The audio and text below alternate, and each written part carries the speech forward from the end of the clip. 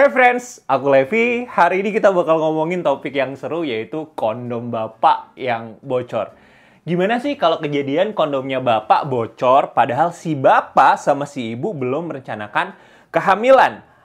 Nah, situasi seperti ini disebut dengan situasi darurat seks atau seks emergency. Apa yang harus dilakukan sama si bapak, apa yang harus dilakukan sama si ibu ketika mengalami seks emergency? Kita bahas ya, lengkap di video ini.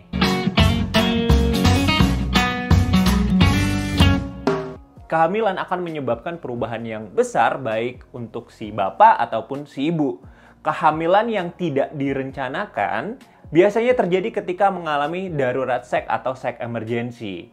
Jadi sebenarnya situasi-situasi seperti apa aja sih yang disebut atau termasuk kategori seks emergency?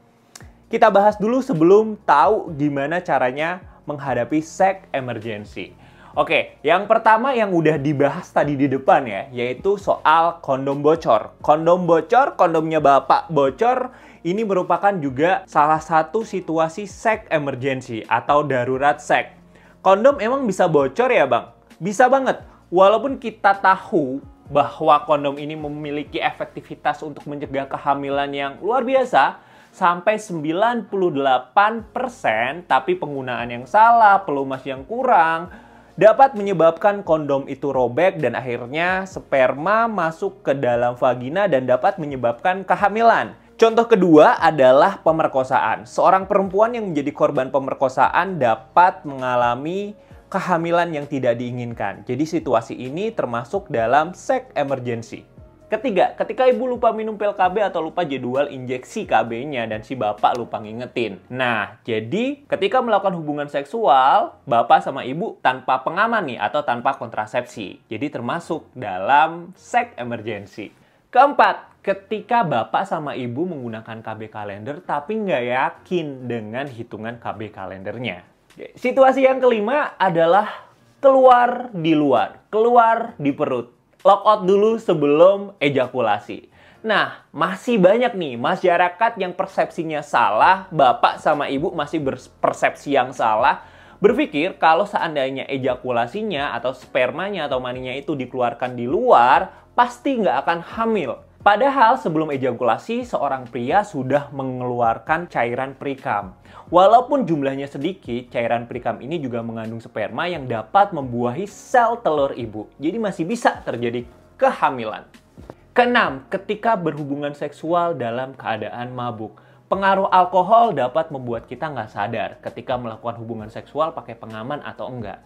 Situasi ini juga termasuk loh dalam seks emergency. Yang ketujuh, gara-gara si bapak sama si ibu terbawa suasana, jadi lupa pakai pengaman atau ya udah naik banget seks aerosolnya, jadi nggak pakai pengaman deh. Itu contoh 7 situasi yang termasuk dalam seks emergency.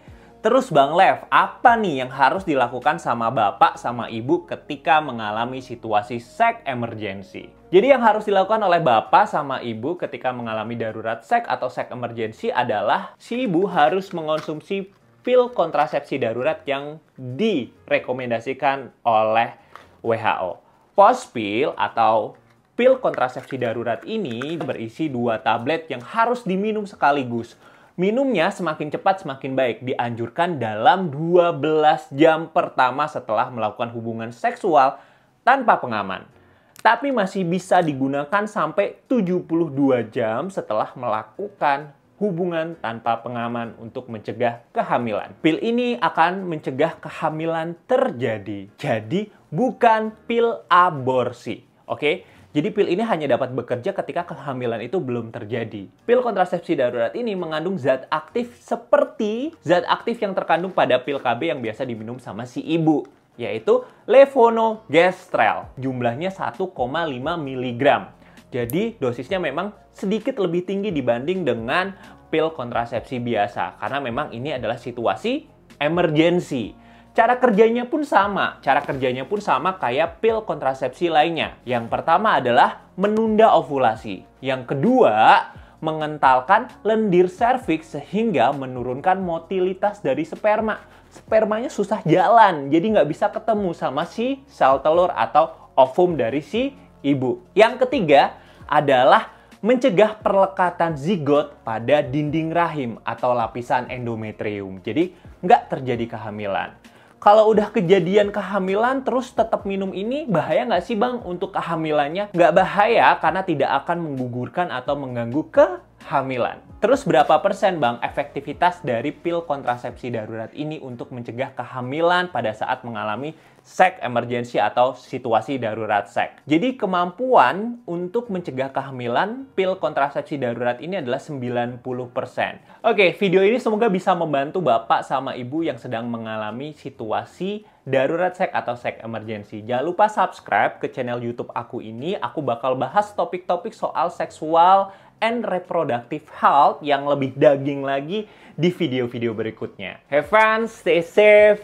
Thank you. See you next time ya.